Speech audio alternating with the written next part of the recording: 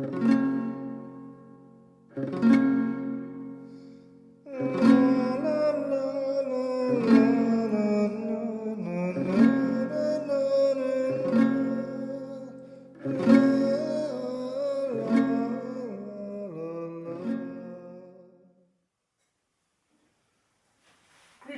and welcome to another musical adventure in time travel. In this latest series of videos I've been giving some very basic introductory sort of tuition videos on how you can begin to play this amazingly reconstructed lyre, the Kithara of ancient Greece, lovingly handmade in modern Greece by Luthieros. And as I said, throughout the course of these lessons you can order one of these amazing instruments direct from the Luthieros website, or the links on my website to Luthieros. If you go to my website ancientlyre.com, on the top navigation bar I've got a blog on the Lyre 2 project, which is dedicated to reintroducing the lyres of antiquity back into our bland modern musical world. And if you quote the voucher code MichaelLevy01, you get a lovely €25 discount on one of these wonderful instruments, which in fact is no more expensive than a regular Fender electric guitar. There you go. That's all the plugs out the way with. The last lesson I was showing you some techniques on how you can play one of the songs we've been working on, which is the Epitaph of Seikilos, or sometimes known as the Song of Seikilos, the oldest complete piece of music we have from ancient Greece. Although many ancient Greek music survives as fragments, the Epitaph of Seikilos was unique because it was the only complete piece of music found from antiquity, which dates, as I say, to about 2,000 years ago. So in this lesson I'm just going to look at a couple of phrases of the Epitaph of Seikilos and show you some of the improvisatory techniques you can use to make this Kithara sound like about 3 instruments at the same time. Every single illustration of Kithara players shows the use of the plectrum and the fingers. Now this wasn't just for show. There was obviously a reason why they used plectrums and fingers, and that's presumably because it sounds like 2 different instruments, a completely different timbre. So with the plectrum it sounds more like a lute or a guitar.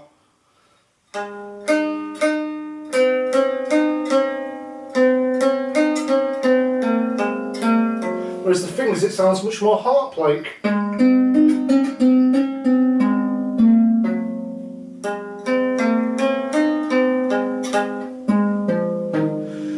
That's one thing you can do, just very basic, just to alternate between the plectrum and the finger tones. Or you could get a bit more adventurous and do something like this with the same sort of phrase.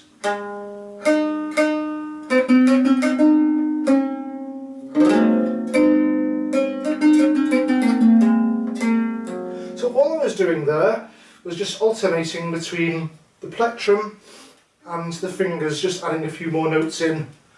The art of improvisation is if you have slightly longer notes, that's an opportunity to fill it in with something imaginative.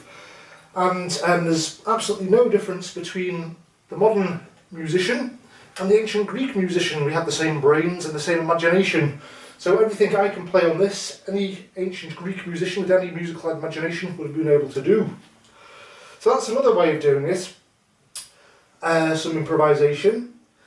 Another good way of improvising is to provide very simple harmonic accompaniment at the same time as you're playing with the plectrum. And the best way to do this is just to play nice pure fifths. So the tuning, as I said, although we treat all my lyres as transposing instruments, we'll call this C, D, E, F, G, A, B, C, D. So I'm playing the notes G and D, which is string 5 and 9, with my fingers, nice finger pluck tone, and you can play that phrase with the plectrum, so something like this. Nice little tremolo, nice little glissando run into the tune.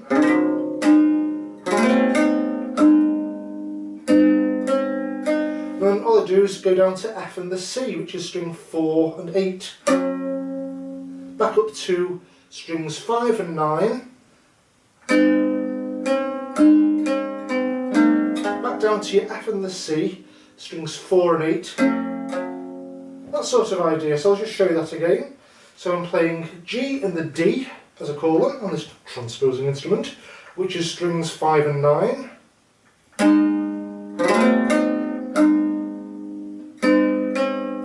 As I play C in the melody, I play another fifth, which is F and the C, which is strings 4 and 8. And again.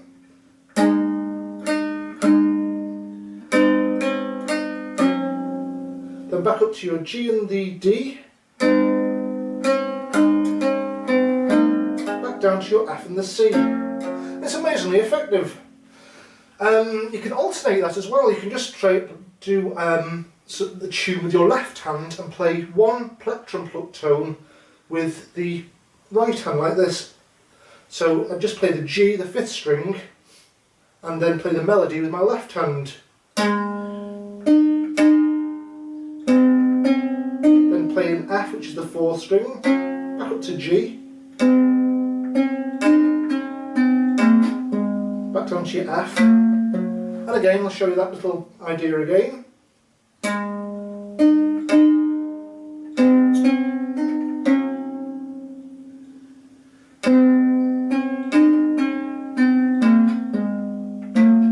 Simple but quite effective. So that's another way you can improvise around a melody, just fit in basic harmonies. Or as well as G and the D, you could play D and the G below it to give you a different feel. So like this. And then just play C and the F, that's strings 1 and 4. Back to D and the G, that's strings 2 and 5. And 1 and 4, which is C and the F. And then you can sort of, to add colour to the tune, you can alternate between your left hand plucking D and the G at the bottom and G and the D at the top, like that sort of thing. And then where the chord changes, or so we say the intervals change to F and the C, you could do C and the F, and then F and the C like that. So let's show you how that would work. So I'll start off this time with strings 2 and 5, and then I'm going to move up to strings 5 and 9, like this sort of idea. Back down. Then I'm going to go to F and the C, back down to D and the G, up to D, G and the D, D and the G with your left hand again, then C and the F, strings 1 and 4, and you can actually throw in a few passing notes as well if you like to fill in the tune. I'm sure Apollo would approve.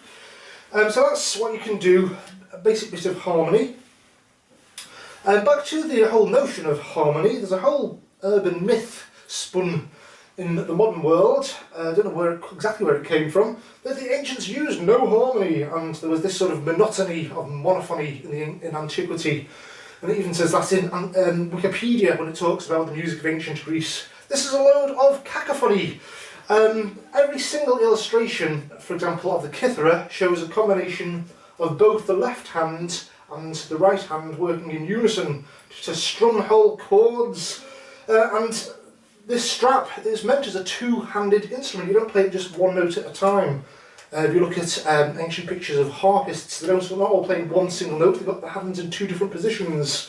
If you look throughout images of ancient musicians, you have musical ensembles, lots of different instruments all constructed together with all the instruments playing presumably different notes. Why would you put a musical ensemble together? Just play one note at a time. Impossible. Plus the fact there's also instruments such as the double aulos, which is a double reed pipe, which by definition play two notes at the same time. So think about this notion that the ancients used no harmony.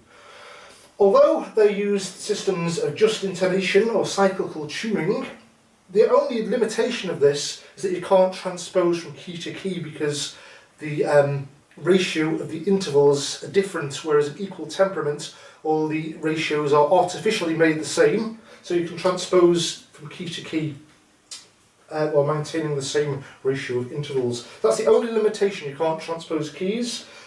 But all basic harmony was possible on the Kithara and all the lyres of antiquity. For more of that, please see my blog in the historical research section of my website, where I've got a blog called The Urban Myth of the Monotony of Monophony in the Ancient World. Check it out.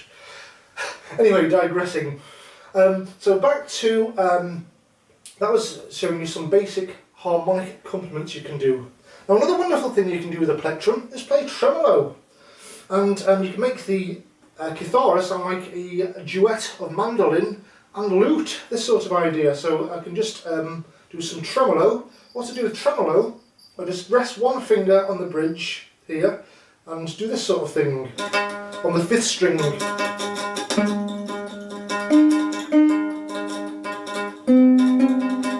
And go down to my F, the 4th string. Back to the G, the 5th string. And then again you can go back to your chords.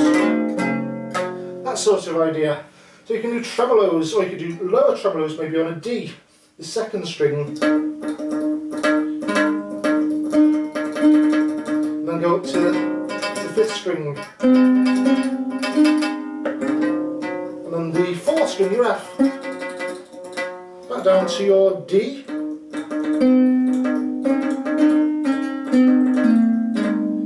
And then so on and back to like your chordal way of playing. So there's just no limit to what you can do on this thing. Another clever thing you can do is play harmonics. And what I've done here is lightly mark the centre of the string where the harmonic falls, and you can do little tricks like this.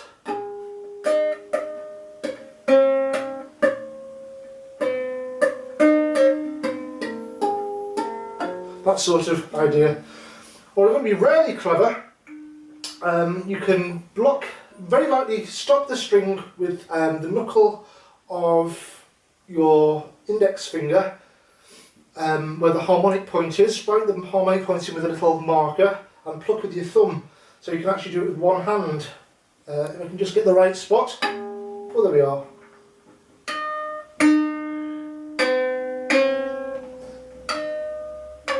Quite tricky to do that way.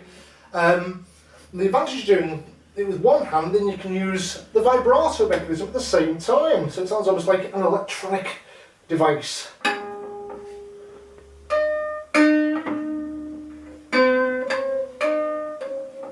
That sort of idea. That's another thing you can do with the Kithara. So moving on to another technique, using the vibrato. Again, the best way to use the vibrato is just whenever you have a long note. So if you were just imagine you were singing the song, but you have a long note, to add more interest, you had a bit of vocal vibrato like this.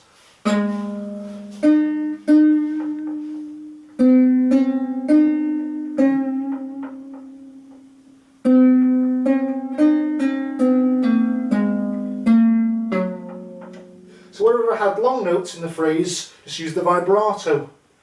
Two ways of playing vibrato on the Kithara. Either use these pillars, and I think in Greek they're called apexis, or these discs for more subtle vibrato. An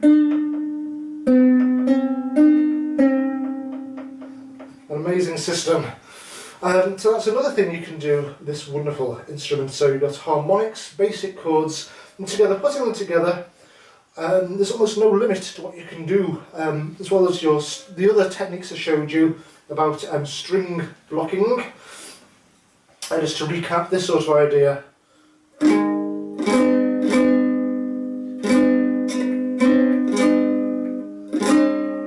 And so on. So putting all those together, you can play the tune in almost infinite varieties of ways. If you want to learn more tunes, if you go to my website blog section, I've got a blog entitled Sheet Music for 10-string lyre. Now although that's for 10-string lyre, it applies to all the Luthieros lyres. I mean, they've got 11-string lyres, and this 9-string lyre, if you run out of strings, you can add a 10th string by using this wonderful plectrum as a fret on the string to increase its vibrating length. So what I've done, I've marked with a marker were to stop the string, to raise it by the required pitch, so like this, then going up, that sort of thing. Not perfect sound, but it works. Oh, there we are, it's better. I could even add a semitone there. I could even add a microtone there. And so on. So that is the beauty of this instrument. So for more examples of those tunes, using all the techniques I've shown you, do see my website blog, Sheet Music for 10-string lyre. And I've got there using string numbers and in modern musical notation on the stave, treating the lyre as a transposing instrument between C and C. I've got some examples of some of the actual music of ancient Greece, including Epitaph of Seikilos, as well as some of my own compositions in the ancient Greek modes. I hope this little course of lessons made some sense, and if you've got any questions, do please email me on the contact form on my website, ancientlyre.com. And I hope you enjoy the music. And more music to come. My first album featuring this wonderful instrument, the ancient Greek Kithara of Classical Antiquity, will be out sometime in the spring of 2016. Keep an eye out for my bulletins and buy one of these amazing lyres. Bye for now.